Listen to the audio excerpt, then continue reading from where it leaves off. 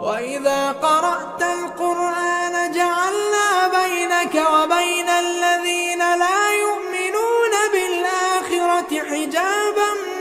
مستورا وجعلنا على قلوبهم أكنة أن يفقهوه وفي آذانهم وقرا وإذا ذكرت ربك في القرآن وحده ولوا على أدبارهم نفورا نحن أعلم بما يستمعون به إذ يستمعون إليك